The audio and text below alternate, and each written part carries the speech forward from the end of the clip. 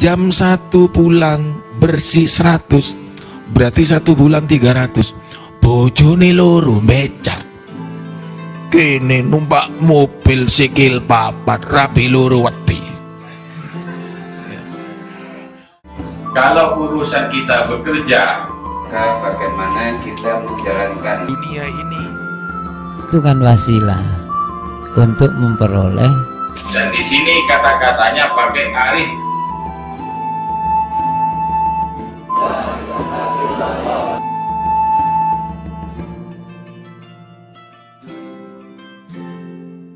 Waalaikumsalam warahmatullahi wabarakatuh.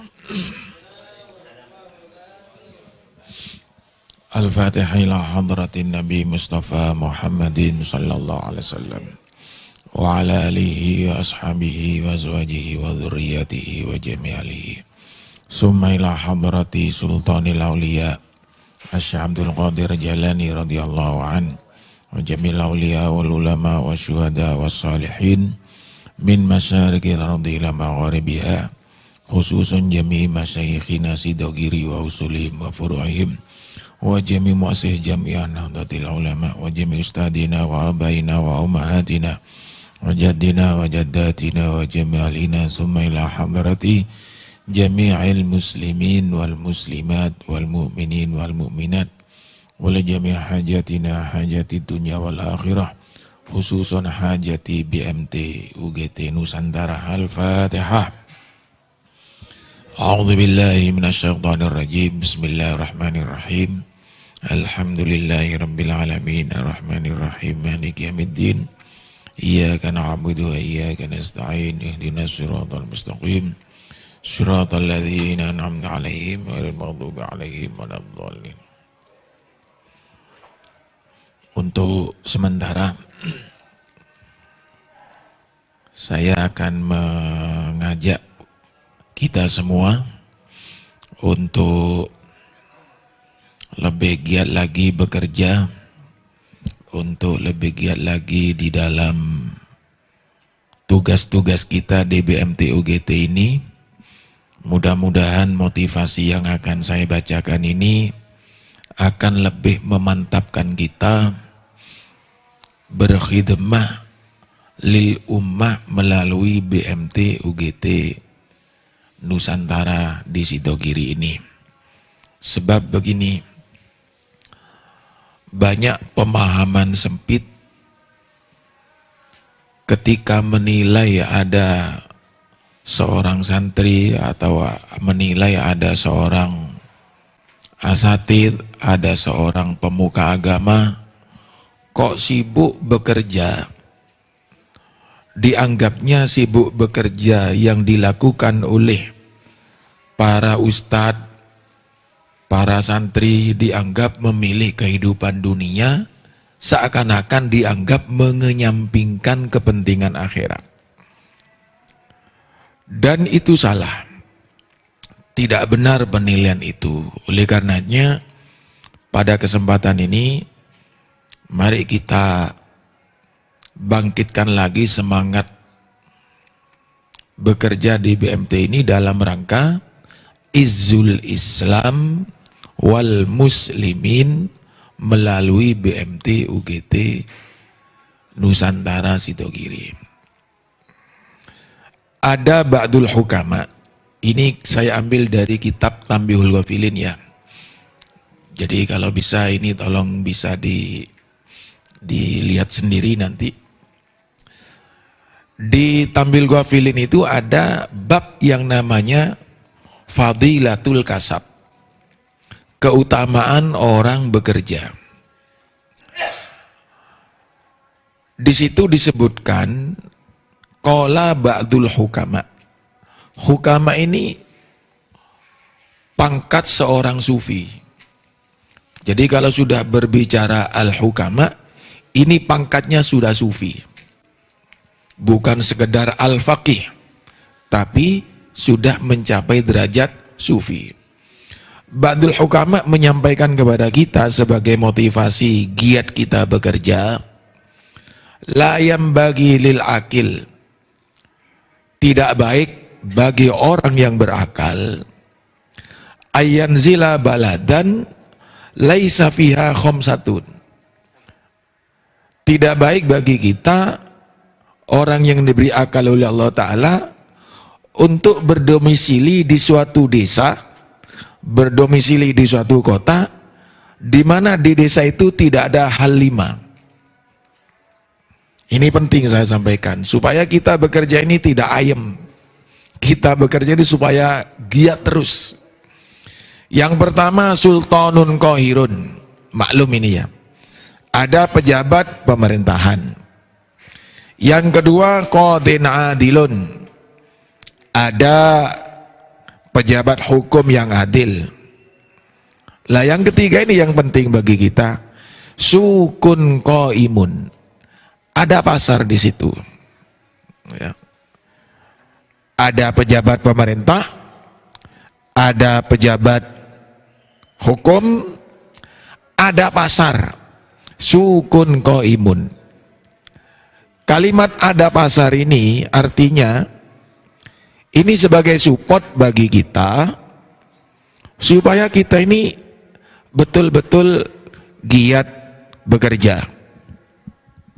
Sebab kalau tidak ada pasar, tidak ada motivasi kita untuk bekerja. Kalau tidak ada pasar, kita itu bisa-bisa seneng nganggur. Kalau tidak ada pasar, bisa-bisa kita itu senengnya tidur. Ini ada pasar. Yang keempat, nahrun jarin. Ada aliran sungai, artinya ada lahan pertanian di situ. Tidak tandus, ada lahan pertanian. Yang kelima, tabibun hadikun.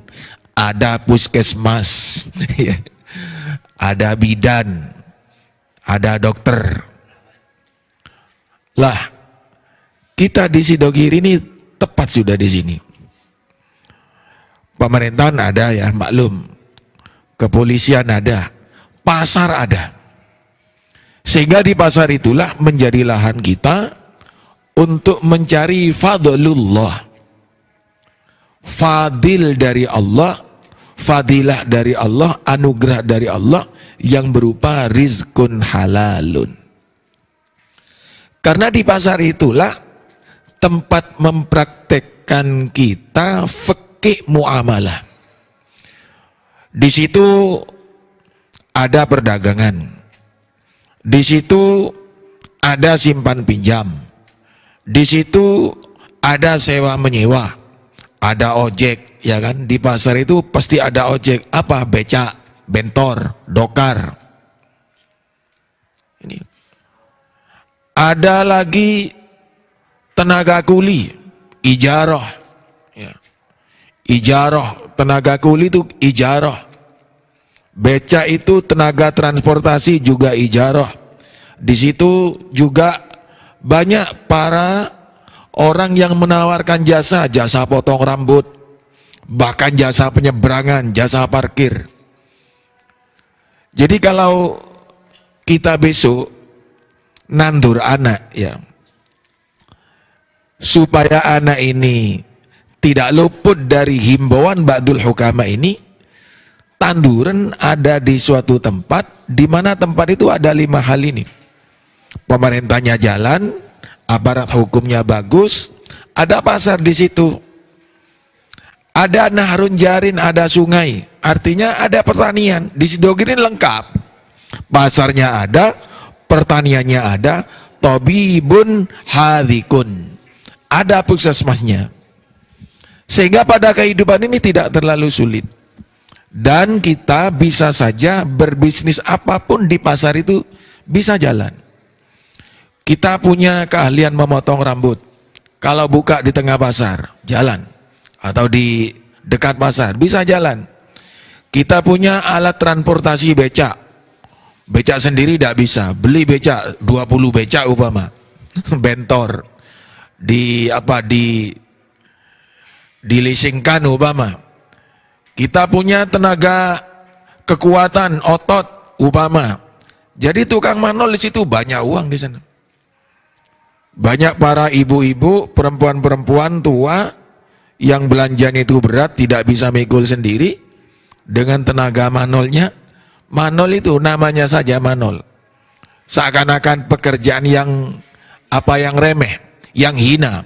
Tapi manol sampai tanyakan. Sampai kalau pergi ke Kapasan, ya Pasar Bong di Surabaya, Pasar Turi di Surabaya, manol itu satu kali jalan. Kalau saya dulu ke Surabaya, paling dayo selawe dari toko ke tempat parkir mobil, selawe.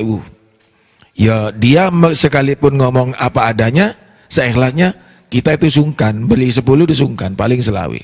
Kalau dia mikul 10 kali, sudah 250.000 manol. 1 bulan, sudah 7,5 juta, kalah Pak Camat gajinya. Namanya saja manol. Ya. Bentor, namanya saja bentor. Becak, namanya saja becak. Saya punya tetangga di belakang rumah. Mau berangkat jam berapa jong? Ke mari Sabtu Pak Ustadz. Jam berapa? Ke jam 6 berangkat, debak bengel setengah petok. Mulai jam berapa? Ke Lestari Bajang Dohor Pleman. Rata-rata benje bisa mengais untung berempah. Ki bersih pon le 100 seket nih kapon. Bersih artinya demah lemari ada deer je benar ya beca je bontot apa masuk baru Ustad. Salah lemalarat nyati benar Ustad. Beca tapi makannya kalah dengan orang ngalahi orang yang kaya di rumah. Orang yang kaya di rumah itu makan sate itu takut darah tinggi. Tapi yang namanya becak tiap hari, tidak ada orang becak itu bontot, tidak ada. Pasti masuk warung. Kalau sudah masuk warung, minimal minumnya es teh, tidak ngombe banyu kendin, tidak. Loh, itu kalau jam 1 pulang bersih 100, berarti 1 bulan 300. Bojone loro becak. Kene numpak mobil sikil papat, rabi loro wedi. Lah itulah manfaatnya pasar. Jadi jangan meremehkan yang namanya manol. Bisa saja manol itu mengalahkan kita dalam penghasilannya. Iya. Coba rasakan ke Surabaya, Pasar Turi, pasar apa saja di Surabaya, tempatnya manol. Sampean tanyakan per hari berapa? Betul itu. Apalagi glower. Tukang glower padi itu. Jenenge tok glower. Tapi les glower borongan ngatek piro 3 juta. 3 juta diijeni wong 5. Wong sekarang ngarit itu sudah tidak pakai tangan. Mereka bawa mesin potong. Glowernya sudah pakai mesin. Setengah hari selesai. 1 hektar setengah hari selesai. Borongan 3 juta, wong 5 setengah hari.